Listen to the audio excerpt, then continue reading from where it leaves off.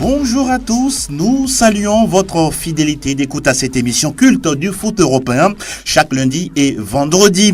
Dans la galaxie du foot de Plateau Foot Europe, ils sont là au volant de leur soucoupe, les cosmonautes. Franck Lunyama, bonjour à vous, comment vous allez? Bonjour Angelo, bonjour à toutes et à tous. Nous allons bien et j'espère que c'est le cas pour tout le plateau ici présent. Merci d'être là. Armel Waba, bonjour. Salut. Salut. Vous allez bien? Oui, très bien. Merci d'être présent. Hola Romeo Hitor. Hola Angelo, bonjour à tous. Et la forme? Ça va. Merci beaucoup. Nous saluons également Fifi Assobavi. Bonjour Fifi.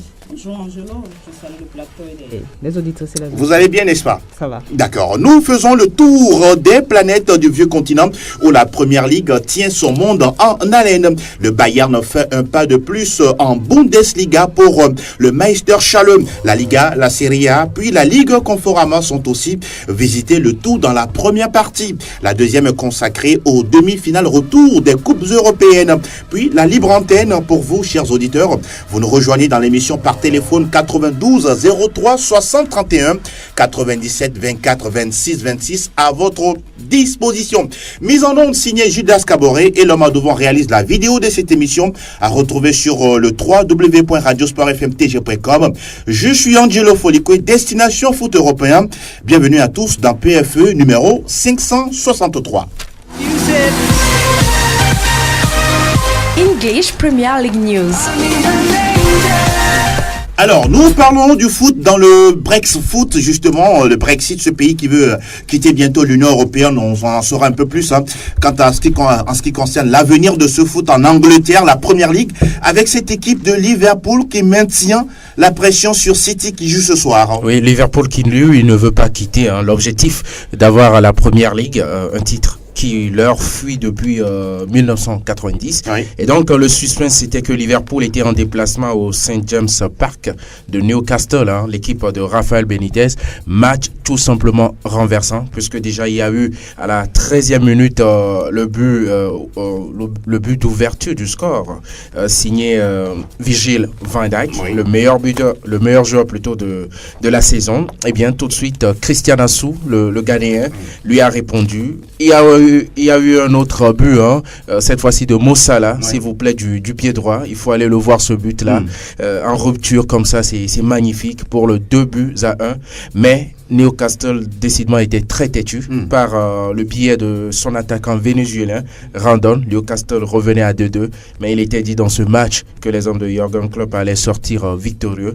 Ce qui est fait par quelqu'un qui n'est pas trop titulaire, Divock Origi. Ah, il est là, ce monsieur? Il est là, il est là. Du côté il était là. Il avait même sa tête. Exactement. À la 86e minute pour arracher la victoire. Difficile victoire dans la douleur, mais combien précieuse pour le titre. Ah oui, Franck Lunyama, cette équipe de Liverpool continue à mettre la pression sur cette équipe de Liverpool, mais au passage, une victoire amère parce que Mo Salah s'est blessé. Oui, c'était à l'issue d'un choc avec le gardien de Newcastle. Oui. Le joueur a été foudroyé, il a perdu sa connaissance lorsque vous le voyez chuter.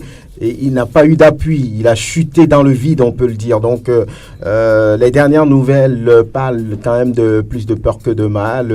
Mais pour le match à venir, on ne se prononce pas pour le moment. Donc, ça veut dire tout simplement que c'est un match qui a été joué dans une intensité formidable. Oui. Vous savez que Rafa Benitez a entraîné cette équipe de Liverpool, donc il connaît bien. Il a même gagné la Ligue des Champions le dernier. En 2005 avec cette équipe et qui a failli être champion en 2013 avec cette équipe. Donc, il connaît parfaitement cette équipe-là. Donc, il a mis en place une certaine opposition. Liverpool a mené, il a été rejoint et cette équipe est têtue, il revient de 2. Ouais. Donc c'était un match sous pression énorme parce que là, on sait que tout est perdu pratiquement du côté de la Ligue des Champions, mais puisque les supporters de Liverpool veulent quand même ce titre-là qui fuit cette équipe depuis pratiquement 30 ans, donc on veut tout faire pour. Donc il y avait cette pression-là et merci Divock Origi, aidé par le défenseur de Newcastle, a pu donner la victoire à cette équipe de Liverpool. On va dire sur l'ensemble du match, c'est quand même mérité, même si on peut dire que Newcastle méritait aussi un match nul. Fifi, vous pensez que cette équipe, finalement, avec tout ce qu'elle fait, les remontées, les matchs à suspense, elle finira champion cette saison? Mais pour que Liverpool finisse champion, il faut un faux pas de Manchester City. Et Manchester City sait que s'il gagne tous ses matchs, les 2 derniers matchs, il sera champion. Moi, je ne vois pas Manchester City chuter. Maintenant, c'est possible, hein, mais quand on prend un peu le parcours de Manchester City depuis le début jusqu'à maintenant, je me dis que ces joueurs sont des professionnels, ils savent à quoi s'attenir et je crois que Manchester City va finir cette devanture des victoires et que Liverpool aussi va gagner son dernier match et à la fin c'est City qui va passer, mais on ne sait jamais, le football a ses règles et parfois nous donne parfois quelques surprises. Exactement. Et donc en tout cas tout aussi peut se passer. En tout cas, foot rime avec surprise justement. Arsenal en a connu et puis Chelsea également qui chipe la 3e place à Tottenham. Oui, c'est fait. Hein. Les Blues retrouveront la Ligue des Champions la saison prochaine. Oui. Le bénéfice, grâce à cette victoire à domicile sur Stamford Bridge, 3-0. Il n'y a pas eu de contestation possible. Arsenal, dans le même temps, comme tu le disais, accueillait Brighton. Eh bien, il y avait un enjeu pour non seulement Arsenal, mais aussi pour Brighton, en vue de se maintenir. Brighton enlève donc ce maintien-là, puisque dans le même temps, Cardiff City perdait contre Crystal Palace.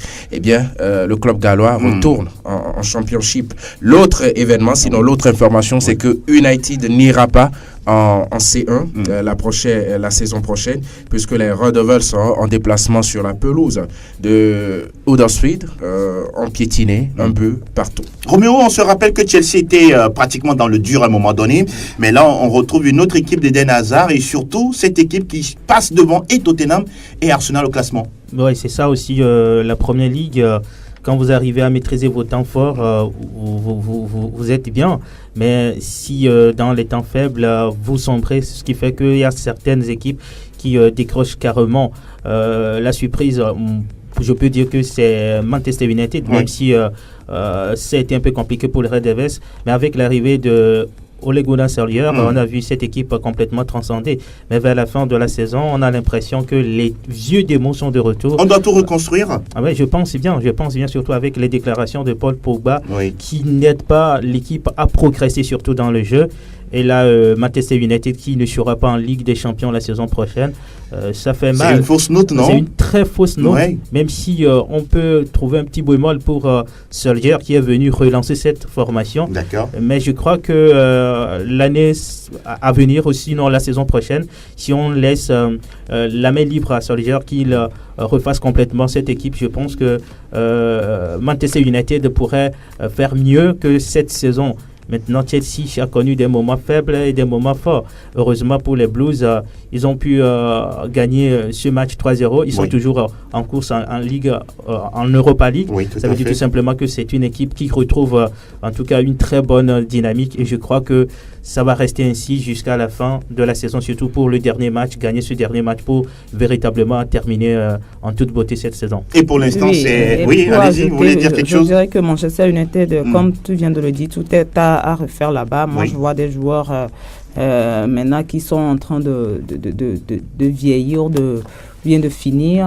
De vieillir ou bien vous ne les trouvez pas assez impliqués dans le jeu? Peut-être pas assez impliqués dans le jeu. Quand Huddersfield, déjà relégué, battu la dernière fois par Chelsea, je crois 5-0. Oui, et là qui tient tête à United. Qui tient tête à United, c'est qui a un problème.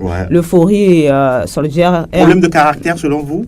Problème de caractère, et puis voilà, problème de caractère, problème peut-être psychologique aussi. Solskjaer, on a l'impression que l'euphorie est passée. Il est arrivé, tout comme un nouvel entraîneur qui arrive dans une équipe qui galvanise dès ses premières journées. Et après, on retrouve les anciennes habitudes.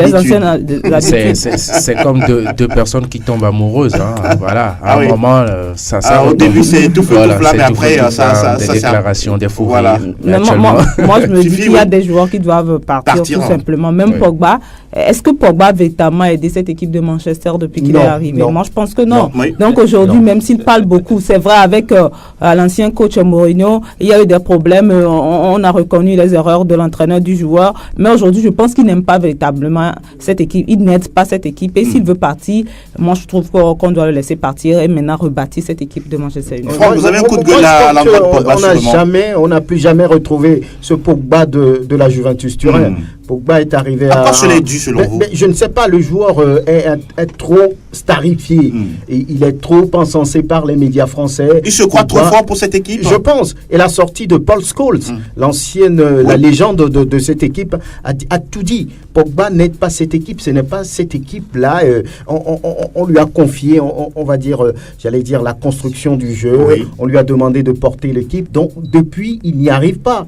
Il est trop dans le people. Est-ce que United est plus grand que lui? Je pense. Déjà, avec le transfert de 105 millions, a-t-on dit, pour moi, il ne mérite pas ce prix-là. Il est champion du monde, Franck Benyama. Oui, mais c'était avant même. C'est toute l'équipe. Bon, 105 millions pour moi, Pogba ne vaut pas ce prix. C'est ça. Et il est toujours dans les nuages, il n'est pas descendu. Si Anthony Martial a coûté 80 millions, pourquoi pas Pogba? Oui, il ne va pas sur le terrain. C'est lui qui doit tirer l'équipe vers le haut, mais après, il est un peu perdu dans la masse. Et puis, l'effet sorcière aussi est descendu. Donc, aujourd'hui, il faudra tout reconstruire, comme on l'a dit, et donner autre chose à Manchester United qui ne mérite pas ça. Le vrai problème avec Pogba, c'est qu'à la Juve, il y avait des cadres, des gens avec beaucoup d'expérience qui pouvaient le recadrer. Justement. Mais là, United, il n'y en a pas. Il n'y a personne. À la Juve, il y avait Buffon, il y avait Pirlo, il y avait toutes ces personnes-là que respectaient Pogba. À United, il y a Lukaku, il y a Luke Shaw. Mais à un moment donné, il faut que lui-même il prenne ses responsabilités. Bien sûr. Ça fait partie Juventus, et maintenant il faut qu'il devienne cadre lui aussi dans cette situation. C'est aussi un défaut pour Alors, on va s'intéresser au classement.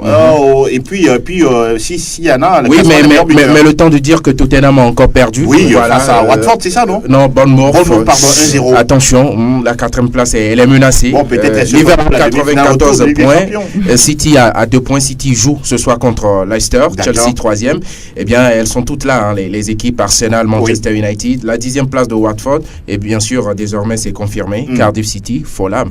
Et ensuite, retourne en Championship. Championship, justement, Norwich et Sheffield sont déjà là. Voilà. Mais la 3e place se joue entre 4 équipes. Leeds United de Marcelo Bielsa, Derby County, Aston Villa et puis West Bromwich Albion. C'est comme des demi-finales et puis la finale. Playoff, quoi. Voilà. On aura le temps d'en parler vendredi, justement. Un coup de classement des meilleurs buteurs. Mo Salah, 22 buts, en 37 matchs, est blessé. Voilà, il faut le préciser.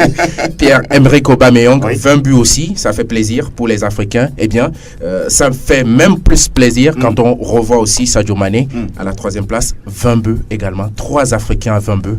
C'est magnifique. C'est exceptionnel. En tout cas, félicitations. Oui, c'était du côté d'Arsenal et notamment du côté de la Première Ligue anglaise. Thank you very much, Mr. Armel Lefrem. Direction le pays adoptif de Franck Ribéry. Herzlich willkommen zum Bundesliga. Alles über Bundesliga. Alors, ça se précise de plus en plus pour le grand Bayern Munich parce que les Bavarois ont gagné la dernière fois et puis le Dortmund qui fait un nul. C'était la 32e journée, à 2 journées de la fin. Ça se passe bien pour les Bavarois qui ont gagné au moment où Dortmund n'arrivait pas à battre en déplacement face au Werder. Donc on dira que le Bayern a bien fait les choses en dominant le dernier. C'est quand même une proie facile, 3 buts à 1 dans ce match-là. Et au même moment... Ribéry a marqué dans ce match. Bien sûr, c'est vraiment symbolique. Et puis on dira que Werder a tenu tête au Borussia, 2-2 à l'arrivée, ce qui fait aujourd'hui que l'écart se crée. On va le voir bien sûr dans le classement. On dira que vendredi déjà, Mayence et Leipzig ont fait jeu égal, 3 buts partout, 6 buts dans ce match-là. Mönchengladbach et Hoffenheim, il n'y a pas eu de vainqueur, 2-2 à ce niveau. Hertha a battu Stuttgart 3 buts à 1. Wolfsburg a dominé Nuremberg 2-0. On le disait il y a quelques instants, Werder a tenu tête au Borussia Dortmund. 2 buts partout. Dimanche, il y avait 3 matchs, Schalke et Augsbourg 0-0. Fribourg, Düsseldorf 1 partout. Et puis le Bayer Leverkusen qui a douché Francfort qui a une tête on va dire sur les demi-finales retour 6 buts à 1 score 7 voilà, score 7. Oh là là incroyable. Ça fait au total 29 buts et une moyenne d'un peu plus de 3 buts par match. Les meilleurs buteurs, Lewandowski désormais à 22 buts en tête, suivi de Paco Alcacer 18 et puis Luka Jovic qui regarde du côté du Real déjà, il paraît qu'ils ont un contrat de 60 millions d'euros déjà déjà, donc est troisième avec 17 buts. La meilleure attaque, c'est toujours le Bayern, 83 buts. Et la meilleure défense, Leipzig, avec seulement 27 buts encaissés en 32 journées. Au classement, on a le Bayern qui est en tête avec 74 points, suivi du Borussia Dortmund, 4 points de moins, 70. Oui. Troisième, Leipzig, 65 points. Francfort occupe le 4e rang avec 54 points. Et puis le top 5 est bouclé par le Bayer Leverkusen, 54 points aussi. Oui. Au bas de tableau, on retrouve Augsbourg, 14e, 32 points. 15e Schalke, 31 points. 16e Stuttgart, 24 points. Et 17e Nuremberg, 19 points. Et puis 18e et bon dernier, Hanovre, 18 points. Alors, parlons de votre homonyme Franck Ribéry qui annonce, c'est le club même qui annonce le départ du Kaiser du côté du Bayern à la fin de la saison. C'est mérité, c'est bon, 37 ans? Oui, 37 ans, sinon 36.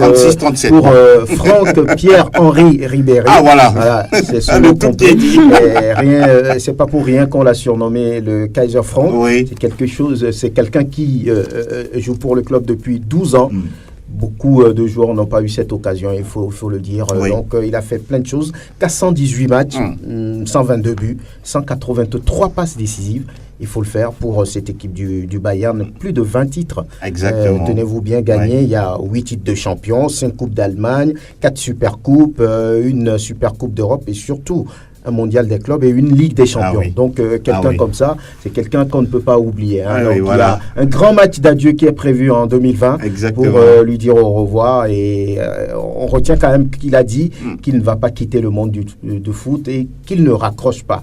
Ce qui veut dire qu'on peut le retrouver en Chine ou quelque part, on ne sait pas encore. Pourquoi pas dans les Émirats. Après Arjen Robben qui également a donné beaucoup de choses à cette équipe, c'est au tour de Franck Ribéry. Donc les deux ne vont pas poursuivre à la fin de cette saison. Roméo, ouais, je pense que quand on voit le palmarès de Franck Ribéry, c'est intéressant de voir un tel joueur, surtout ses vitesses sur le côté, ses centres. Je pense que Franck Ribéry, ce qui a manqué à ce palmarès, c'est le ballon d'or. L'année où devrait être ballon d'or. Il y a une frustration extraordinaire. Cristiano était passé. Il n'a jamais digéré ça. Je pense que Franck Ribéry, il a fait une très belle saison, une très belle carrière avec le Bayern Munich. Maintenant, il dit qu'il ne va pas quitter le monde du foot. C'est bien parce que de tels joueurs, il faut toujours les avoir dans ce milieu-là. Franck Ribéry, 36 ans, il n'est pas assez vieux. Non, pas du tout. C'est par rapport à sa santé. Oui, sacré joueur. 30 secondes. Bien sûr, Franck parlait de tout ce qu'on lui réservait. C'est aussi parce qu'il a trouvé cet amour-là en Allemagne, chose qu'il n'a pas en France. À tort ou à raison, c'est selon. On connaît ses relations tumultueuses avec la France, mais je pense qu'il a trouvé un autre pays d'adoption qu'il a totalement pris. Et puis surtout, il ne faut pas oublier qu'après tout, Franck Pierre-Henri Ribéry, c'est un musulman. C'est un musulman. Oui, justement, il faut le rappeler. Voilà. Et au passage, bon mois de Ramadan à tous les merci beaucoup, Franck Lunyama. Cette fois-ci, direction le pays où on parle déjà de Ballon d'Or. Salta el Madrid, salta el Barça, arranca el Clásico. Está el tiempo de la Liga. Sí, buena la que recibe de Casemiro, gana la primera, gol. Alors, nous évoquons, Roméo Yétor, la belle victoire, on peut dire, de Retafe face à Gijón. Ah oui, Retafe tient vraiment la Ligue des Champions. 2-0 de Retafe de Jim Daconam face à Gijón. Ce qui est intéressant, déjà en ouverture de cette 36e journée de la Liga, le FC Séville, qui est en concurrence directe avec Retafe pour la 4e place pour la Ligue des Champions, a perdu à domicile 0-3 face à Leganés. Et Retafe, en tout cas, a mis les 2 buts pour se rassurer. Retafe qui s'accroche maintenant à la 4e place, qui distance le FC Séville de 3 points. 3 points séparent donc les deux équipes. Alors, ce qui est intéressant à soulever également, c'est cette défaite du Barça. Absolument. Barça qui a perdu 0-2. Ça a été une équipe remaniée complètement pour pouvoir préserver les cadres pour les demi-finales retour de la Ligue européenne des champions. Ce qui nous a surpris lors de cette 36e journée, c'est la lourde défaite d'Atlético Madrid. C'est incroyable. La première grosse défaite de la saison. Face à quelle équipe? Espagnol Barcelone. 3 buts pour les Catalans. Levante a corrigé le Rayo Vallecano 4-1. Rayo Vallecano déjà relégué en division inférieure. Un autre club également qui dit adieu à la première division, c'est Huesca, balayé par Valence 2-6. Le Madrid a souffert, mais finalement gagne 3-2 face à. On sait que c'est l'habitude de la maison, donc ça n'étonne pas. Eibar épingle Betis Séville 1-0. Alaves perd à domicile face à la Real Sociedad 0-1. Levante, je le disais, corrige Rayo Vallecano 4-1. Voilà donc les résultats à l'issue de cette 36e journée de la Liga espagnole, sans oublier également cette courte victoire de Valladolid 1-0 sur Athletic Bilbao. Voilà, maintenant c'est les équipes qui seront reléguées. Nous connaissons déjà deux clubs, Rayo Vallecano et Huesca. Gérone reste toujours en course. La dernière journée, peut-être les deux dernières journées, vont déterminer donc l'équipe qui va accompagner Rayo Vallecano et Huesca. Voilà. Et au niveau de la première place, c'est Barça avec 83 points, 74 pour Atlético Madrid. Le Real Madrid 3e avec 68 points, 58 pour Getafe de Dienda-Conam. FC Séville est 5e avec 55 points, 55 également pour Valence. Et dans le bas du classement, Gérone 37 points, Valladolid n'est pas encore épargné, les 27 à Vigo, Villarreal également 40 points et 38 points. Ah oui, c'est très serré. On retrouve 4 équipes pratiquement à 2 points. C'est ça. À 3 journées de la fin de l'exercice 2018-2019. Alors Fifi, on a parlé tout à l'heure de la reconstruction côté United, pratiquement le même fait du côté de Real la saison à venir. Oui, c'est une saison vraiment difficile pour le Real. Je crois que là-bas, on se dit vivement que la saison finisse pour qu'on pense à autre chose. Parce que là, on a vraiment du mal à terminer cette saison. Maintenant, on connaît le Real, on sait que c'est pratiquement le meilleur club au monde et avec beaucoup de moyens. J'espère qu'avec le retour de Zidane, ils trouveront les ingrédients nécessaires pour pouvoir démarrer pour pouvoir bien démarrer la saison à venir. Ça passe par un très bon recrutement. Zidane a déjà des idées sur des joueurs et j'espère que ces joueurs vont arriver pour permettre au Real d'être véritablement cet adversaire du Barça qui fait un peu secouer la Liga, parce que cette saison, le Barça a tout simplement marché sur cette Liga-là et ce n'est pas ce qu'on a l'habitude de voir au niveau de l'Espagne. Voilà qui est dit. Je veux ajouter en tout cas un petit mot par rapport à Getafe. Il reste 2 journées, 3 points de quart. J'espère que Dienda-Conam et ses coéquipiers, en tout cas tout le Togo l'espère, vont véritablement mener cette bataille jusqu'au bout et s'offrir cette 4e place définitivement pour pouvoir être sur le continent la saison prochaine. On a envie de retrouver un Togolais en Ligue des Champions. On espère que Dien sera là la saison prochaine. Je voudrais appuyer Fifi. Ce sera un honneur pour le Togo de retrouver un de ses joueurs sur l'échiquier européen ou en Ligue européenne des champions, là où c'est plus prisé, la plus prestigieuse des compétitions des clubs. Et je crois que ça va être vraiment une ouverture pour ce défenseur. Très difficile à passer, je voudrais parler de Dienda-Conam. Donc voilà, félicitations. D'ailleurs, c'est pas fait, mais il faut qu'il tienne pour y arriver. De l'autre côté, vive la saison prochaine, on dira, pour le Real, parce que là, on n'y arrive plus, quoi. Donc voilà. En tout cas, le foot est un éternel recommencement. Moi, je voudrais réappuyer ce qu'ont dit Fifi et Franck. C'est ce que vous avez fait là? On part du côté le foot, voilà, avec cette belle mélodie. Tutto calcio Italia. Spacca la porta, segna anche il Team Cup. Nous sommes en Italie où on disputait la 35e journée du championnat. On va s'intéresser au score, au résultat de Napoli qui s'est imposé dans la douleur 2-1 face à Cagliari, parce que cette équipe de Cagliari menait depuis la 63e minute. Il a fallu les buts de Dries Mertens à 5 minutes de la fin du match, et puis ce but sur penalty de Lucas Insigne à la 90e pour permettre au Napoli de gagner 2-1. Un but partout entre le Genoa et puis la Roma Roma, et c'est une mauvaise opération pour le club Giallorosso. Pendant ce temps, il y a l'équipe d'Atalanta Bergame qui a corrigé la Lazio Rome 3-1 grâce à un doublé de Quagliarella. Et puis de l'autre côté de la Juve, il y avait un but partout entre la Vieille Dame et le Torino dans le derby de Turin. Puis match spectaculaire, 3 buts partout entre le Parme et la Sampdoria de Gênes. Alors, on va s'intéresser à cette équipe de l'Atalanta qui, mine de rien, alors nous parlons, si jamais le championnat est terminé, est en Ligue des Champions. Oui, c'est un peu le Getafe. Exactement, voilà. Du côté italien. Oui, et surtout une équipe qui non seulement a pris beaucoup de points sur les équipes qui valent à sa force de frappe, oui, mais aussi a réalisé de très très belles opérations face au gros, notamment cette journée-là face à la Lazio. La Lazio, ce n'est quand même pas rien, mais de surcroît, une victoire en déplacement et puis sur le fil, ça veut dire que c'est déjà une équipe qui a un mental très très fort. Et un homme de providence, quelqu'un d'expérience, un attaquant comme Quagliarella qui avait déjà évolué à la Juve. Bien et sûr. Puis surtout aussi un entraîneur. Le fantasque Gasperini. Voilà, Gasperini. Il est passé en train par l'Inter. Voilà, donc ça veut dire qu'il y a à peu près beaucoup de choses qui sont réunies et qui expliquent donc cette grosse saison qu'est en train de réaliser l'Atalanta Bergame.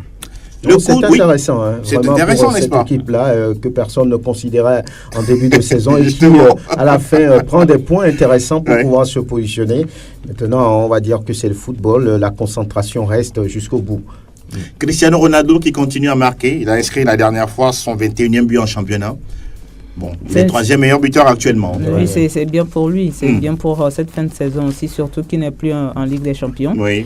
Mais pour moi, ce sera compliqué pour lui de finir meilleur buteur. Déjà meilleur buteur, même déjà pour le ballon d'or aussi, ce sera compliqué. Oui, parce que il y a Fabio Quagliarella qui a 25 buts et puis Dusan Zapata qui a inscrit 22 buts également dans ce championnat. Un coup d'œil au classement, on retrouve la Juve avec 89 points. On sait que la Juve est championne depuis fort longtemps. Le Napoli conforte sa 2e place au classement avec 73 unités, 63 points pour l'Inter Milan 3e. L'Atalanta est 4e avec 62 points. Suit à la 5e position l'AS Roma avec 59 points. 7e le Milan, c'est 56 unités, 55 pour la Lazio Rome, classé 8e au bas du classement. On retrouve Empoli 32 points, 24 pour Frosinone 19e et puis le Chievo Vérone est bon dernier déjà en Série B avec 15 points. La nouvelle du côté de la Serie A italienne, c'est que Cristiano Ronaldo va bientôt réaliser sa bande dessinée. Voilà. C'est bien. Quand vous voyez le scénario, il joue au football. Grâce au football, il arrive à neutraliser des méchants dans la bande dessinée. Donc, allez comprendre quelque chose. Et il a eu une voiture personnelle. Voilà, justement. À coup de millions. À coup de millions d'euros. Donc, il n'y a rien qui puisse... c'est-à-dire, voilà. il peut tout faire parce qu'il a les moyens. Il a un jet privé, il a les voitures les plus chères au monde, il a un hôtel à son nom, des chaussures griffées à son nom, voilà. Qu'est-ce qui reste? Des draps de lit griffés à son nom, ses slips, ses lunettes, ses montres, tout cela griffé CR7. Donc il a les moyens et aujourd'hui il peut tout se permettre et ces dessins animés peut-être viendra dire beaucoup de choses aux enfants. Oui, surtout ça. Sur le monsieur et ça peut produire d'autres Cristiano, qui sait. Absolument, et surtout qu'on en a besoin pour le futur du ballon rond dans le monde entier. Fini pour la Serie A italienne, cette fois-ci, le pli bleu, blanc, rouge. Monaco, le champion, et quel spectacle pour une dernière victoire. 100% Ligue 1, Conforama. Lacazette réussit le sien, 28e but de la saison, sous les couleurs de Lyon avant de quitter le club. Alors, nous parlons de la Ligue Conforama avec Lille qui fait une bonne opération, même si c'est un match nul, mais permet à cette équipe de Lyon de broyer du noir. Justement, Lille qui a même mené 2-1 avant de se faire rejoindre en toute fin de partie. Oui. Il faut dire que Lyon aussi souffre. Ce n'est pas seulement le Paris Saint-Germain qui souffre en cette fin de saison, mais Lyon aussi est en train de souffrir et avec ce match nul à voir Saint-Etienne tout derrière. Exactement. À un point, non? À un point maintenant désormais. Donc les 3 dernières journées seront assez disputé. Assez disputé et décisif pour ces deux clubs-là.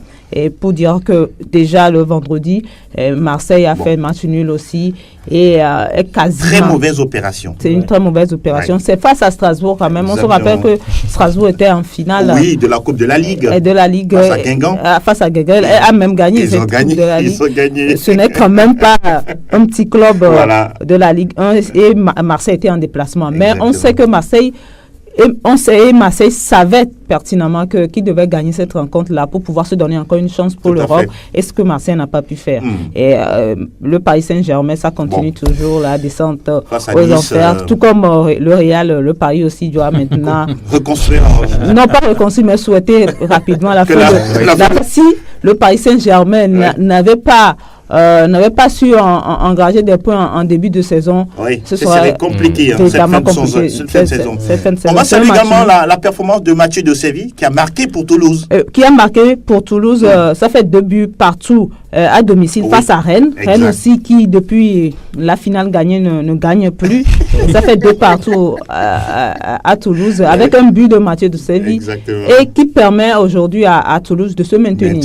Voilà, ça c'est une bonne nouvelle. C'est une bonne nouvelle. Toulouse, que dirais-je, Toulouse aussi qui n'a pas une saison facile. Toulouse avait bien commencé le championnat, mais vers la fin, c'est vraiment difficile. Monaco qui perd également à domicile encore. Jardim qui est revenu, moi je dis Jardim qui est revenu et qui devait donner un nouvel élan à cette équipe qui essaie tout juste après son retour de ça s'est estompé, vous pensez? Ça s'est estompé depuis un moment et ça fait une défaite face à Saint-Etienne. Au mauvais moment, parce qu'il n'y a que 3 journées, Monaco risque. Ils n'ont que 3 points sur le premier barrage. Exactement. Le premier barrage, c'était un précieux match que Monaco devait gagner pour pouvoir se rassurer, mais ce n'est pas fait. Mais on sait aussi que Saint-Etienne aussi vise une place européenne et que ces derniers matchs, Saint-Etienne donne tout pour gagner ces matchs. Et pour parler également de Nantes qui a dominé Dijon 3-0, Guingamp 0-0, Reims qui s'est fait battre lourdement à domicile 1-0 but contre 3 par Nîmes. Reims ici qui est assuré, qui a eu son maintien depuis aussi. Ce club aussi ne joue plus très bien. Et puis Bordeaux battu à domicile par Angers 1-0. Et au classement, le Paris Saint-Germain toujours en tête, suivi de Lille qui a 9 points. Derrière se trouve Lyon, 3 points, 6 points d'écart maintenant à 3 journées. Je crois que c'est pratiquement fait. C'est vrai que mathématiquement, ce n'est pas encore fait pour Lille. C'est encore possible pour Lyon, mais ce sera compliqué quand on voit la solidité de cette équipe lilloise en cette fin de saison. À la 4e place, il y a Saint-Etienne qui tient solidement cette 4e place et qui rêve même de cette 3e place de Lyon parce qu'il n'y a qu'un point d'écart, il y a encore 3 journées. À la 5e place, il y a Montpellier. À la 6e, Marseille, 55 points. Et en bas de classement, Guingamp s'est quasiment fait 25 points. Il y a 5 points d'écart avec, quand c'est vrai que mathématiquement, ce n'est pas encore fait, mais je ne vois pas Guingamp en 3 journées arriver à détrôner Caen de cette 18e place. Dijon, 19e, 28 points, et puis Guingamp, 20e, 25 points. Au niveau classement des meilleurs buteurs. Les meilleurs buteurs, Mbappé en tête avec 30 points, suivi de Nicolas. 30 buts. Bon, c'est déjà bon. C'est déjà bon. Sanctionné pour 3 matchs. Oui, justement. Et Nicolas Pepe, deuxième. Donc, fin de saison pour Kylian Mbappé, c'est sûr. C'est fini. D'accord. Et deuxième, Nicolas Pepe avec 20 buts. Cavani est troisième avec 17 buts. Falcao, 4e, 14 buts. Et puis Delors de Montpellier, 14 buts également. Voilà qui est dit. Merci. Un peu de 30 secondes, s'il vous plaît. Il ne faut pas douter là-dessus. Lille va être deuxième. D'accord. Parce que c'est le meilleur club à l'extérieur. 11 déplacements sans défaite. Il faut le faire. C'est, on va dire, la meilleure série dans l'histoire du club. Et curieusement, Nantes qui a aligné à 5 victoires conséquutives. C'est la meilleure série depuis 2000-2001. Voilà. C'est quand même incroyable comme statistique. À chacun sa série. Sa série. Aussi, à chacun sa compétition. Nous partons pour...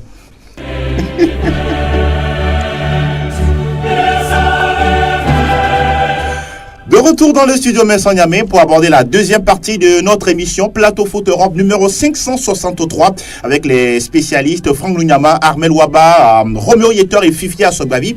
Nous parlons des demi-finales retour de la Ligue européenne des champions. Roméo Yetor, le match a lieu à Anfield Road où le You'll Never Walk Alone va résonner.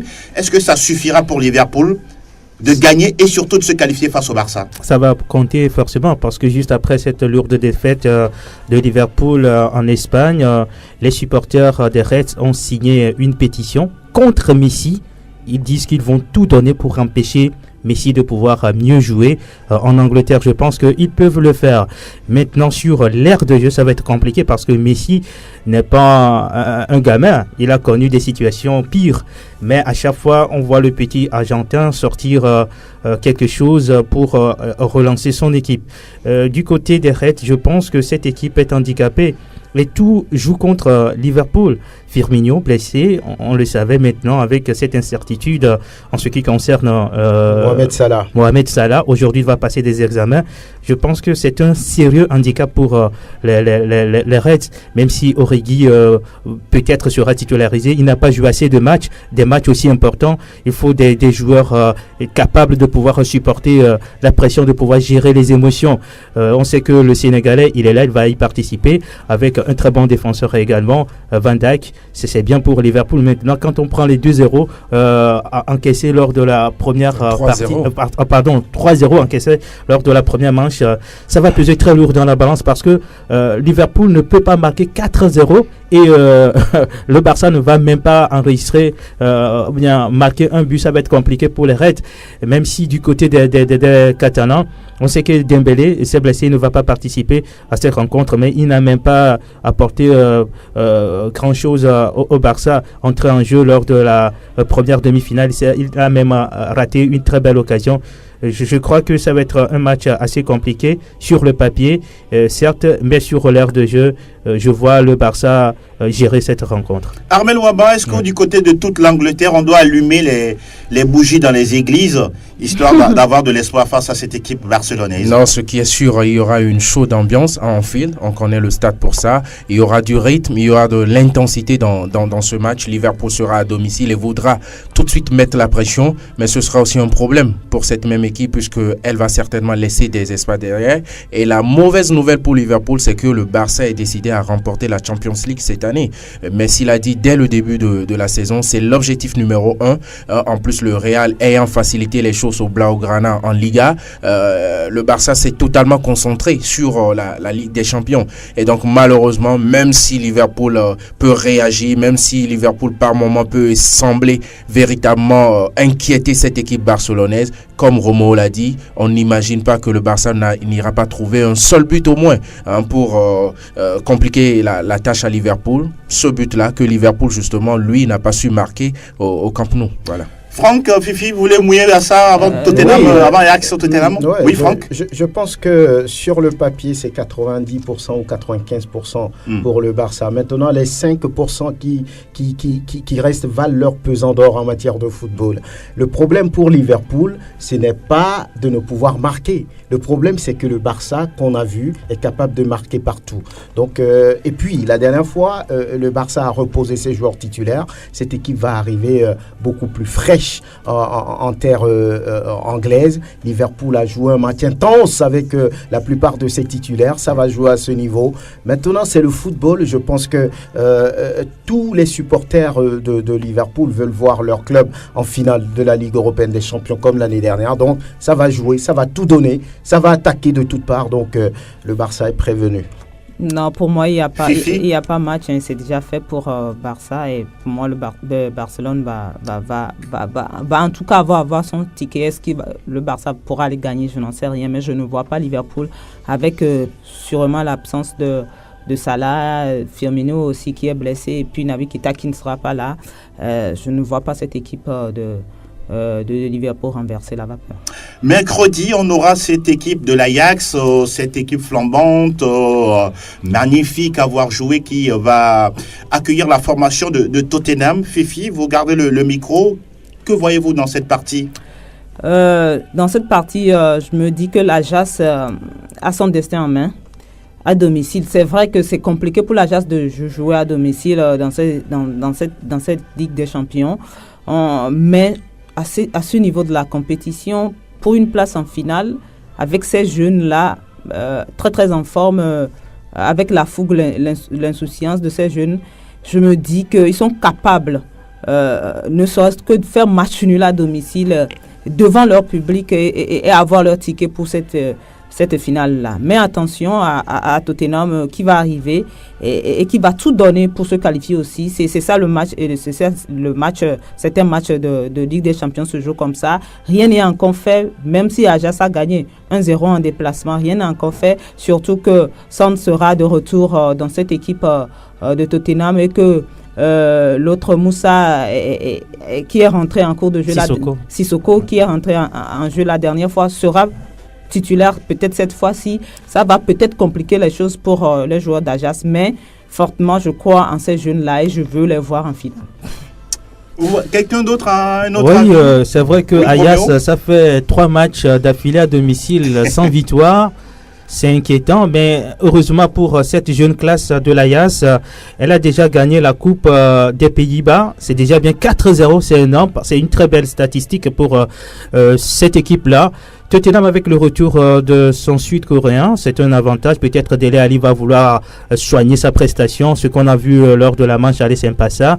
Tottenham peut se montrer dangereux et quand une équipe se montre dangereuse, l'Ajax se retrouve en difficulté. Je pense que Tottenham ne va pas fermer le jeu, il faut aller chercher un but, même si on ouvre des espaces pour ces jeunes-là qui adorent posséder le ballon. L'Ajax est tout proche de la finale maintenant, il faut saisir cette chance et gagner ce match. Oui, c'est inquiétant de constater que cette équipe n'a pu gagner, on va dire, 3 matchs en Ligue des Champions, on veut dire, face à des adversaires, lesquels? Face au Bayern, face au Real, face à la Juve. C'est des adversaires qui me paraissent plus cotés que Tottenham. C'est vrai que ça met une pression avec une équipe anglaise qui va arriver avec tout leur fighting spirit pour vouloir faire tomber cette équipe, mais j'ai envie de dire que cette équipe amsterdamoise a quand même les clés pour passer en finale. C'est la même philosophie, c'est la même tradition de jeu, c'est la même stratégie. Donc pour moi, Tottenham aura tous les problèmes du monde pour faire tomber une équipe qui a autant d'audace, qui a autant d'insouciance, qui a autant de volonté, de détermination. Donc c'est vrai, Tottenham peut afficher un match assez intéressant, mais à l'arrivée, pour moi, c'est l'Ajax qui passe. On va s'intéresser à une autre coupe, celle de la Ligue Europa. Alors, Armel Waba, demi-finale et retour également du côté de la Ligue Europa. Chelsea qui va recevoir l'Eintracht Francfort et puis Arsenal qui se déplace au Mestalia, fort de son 3-1 à l'aller. Hein. Oui, déjà par Chelsea-Francfort, c'est là où il y a encore beaucoup plus de suspense. Chelsea a su marquer ce but-là, qui peut changer tout dans un match. Donc l'obligation pour l'équipe allemande aussi d'inscrire un but pour espérer être au même niveau. Je pense que Francfort a les moyens. Cette équipe réalise une saison superbe. Surtout, elle sait aussi renverser les situations. La preuve avec ce match face au Benfica,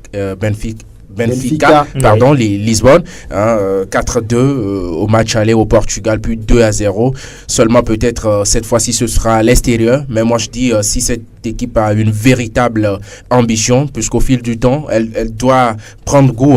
C'est vrai qu'on ne l'attendait pas à cette étape de la compétition, mais voilà, il y a certaines occasions qu'on doit saisir. Une fois en passant, ce n'est pas sûr que Francfort réalise la même saison la saison prochaine, donc c'est à eux aussi d'aller chercher ce titre-là, de montrer qu'ils sont capables d'aller chercher quelque chose du côté de Stamford Bridge. Sinon, je pense que les deux équipes ont 50% chacune de pouvoir passer. Maintenant, Arsenal-Valence, ou plutôt Valence-Arsenal, le nécessaire est déjà fait à mon avis. Ce serait la catastrophe si les hommes d'Unai Emery perdaient en terre espagnole et n'arrivaient pas à se qualifier. D'autant plus qu'on l'a tellement répété sur ce plateau-là. Unai Emery a une véritable expérience et donc sait gérer ce genre de situation. Pour moi, Arsenal part favori dans ce match et doit pouvoir se qualifier. Certains pensent qu'il y aura une finale 100% anglaise. Oui. Que voyez-vous? C'est possible. Une finale 100% anglaise, mais maintenant, quand moi je reviens un peu sur le match de Chelsea, je vois déjà Chelsea se qualifier. C'est vrai qu'on ne joue pas le match avant l'heure, mais Chelsea qui va faire un nul d'un but partout en Allemagne, Et je ne vois pas cette équipe, en tout cas, tomber à domicile. Et voilà. Maintenant, pour le second match, je le disais, Arsenal a encaissé un but à domicile qui peut lui être préjudiciable au match retour, parce que Valence gagner, par exemple, Arsenal 2-0 ne serait pas une surprise. Donc, attention à cette équipe d'Arsenal. Surtout quand on sait qu'en championnat, c'est pratiquement fait. Arsenal ne sera pas en Ligue des Champions. Et c'est le seul billet qualificatif, c'est l'Europa League, c'est de gagner. Et il faut aller chercher cette finale-là et aller se qualifier pour cette finale. Oui, quand on sait qu'il y a les Guedes qui peuvent faire du mal à cette équipe d'Arsenal.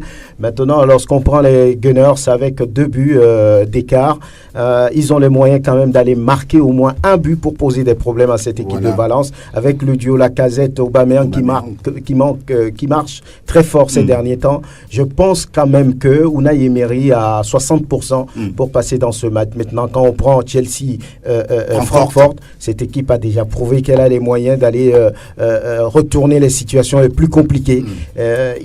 Cette équipe, elle est rentrée dans le top 4 au niveau du classement. C'est, on va dire, une motivation supplémentaire pour Luka Jovic et ses partenaires, parce que Chelsea a souvent l'habitude d'aligner vraiment des situations bizarres. Aujourd'hui, c'est le bien, demain, c'est le mauvais. Donc, il faut faire très attention. En tout cas, on suivra tous ces matchs européens mardi, mercredi et jeudi sur nos antennes, justement, avec notre partenaire Canal+. Alors, il est l'heure de pouvoir recueillir vos avis et commentaires au bout du fil. 92 03 60 31 97 24 26 26. Il y a déjà le premier qui se signale. Gildas Caboret, bonjour auditeur. Bonjour, monsieur Angelo Folokwe. Alors, nous allons bien et vous? Je vais très bien par la grâce de Dieu. Alors, nous vous écoutons. Ici, c'est l'international béninois, l'ami fidèle de la radio Légende. Alors, votre nom Oussou Abel. Abel, allez-y Abel, nous vous écoutons. Tout juste pour critiquer les Ghana pour les prestations contre les Red Devils. Oui. Le mercredi passé. Quand nous avons laissé les disponibles des supporters, les bagages des supporters, Liverpool est très loin de faire tomber ce Barcelone qui n'a plus rien à perdre. C'est ça. Donc, cette fois-ci, le CSF a passé la main à son dauphin. Donc, intéressant. Je profite du plateau pour saluer mon boss Roméo Yipon. D'accord, merci beaucoup. Bonne semaine à vous. Merci Abel et à très bientôt. Quelqu'un d'autre derrière vous, auditeur en ligne, bonjour. Bonjour monsieur. Padé, nous allons bien et vous? Moi, je vais très bien. Merci, nous vous écoutons Padé. Même si mon corps ne va pas bien. L'année prochaine, ça ira mieux. On espère. Inch'Allah. Juste un petit bonjour à vous. Merci beaucoup. Et à côté. D'accord. Salut. C'est bien noté. Merci Padé, à très bientôt. Quelqu'un d'autre derrière, Gildas, auditeur en ligne, bonjour. Oui, bonjour. Vous êtes en direct sur Sport FM. Oui, c'est l'abbé depuis Soboto. Agbé. L'abbé. Diminuez un peu le volume de votre poste récepteur, s'il vous plaît. Ok, c'est bon. Allez-y. Sinon, moi, je voulais donner un petit carton jaune à Zidane. Ah, d'accord. Oui, parce que lors du match Real Getafe, il avait titularisé deux petits Brahim Diaz. Oui. Ça fait un bon match. Le second match, il le met au banc, on le gagne. Maintenant, il trouve qu'il s'énerve contre l'équipe. Je ne sais pas à quel système il joue trop, quoi. Bon, pour l'instant, il est en train peut-être de le tester, on ne sait jamais. Non, bon, on le teste. Quand on teste, on voit une personne qui est bon, on le laisse continuer sa performance. C'est un jeune qui vient d'arriver. Bon.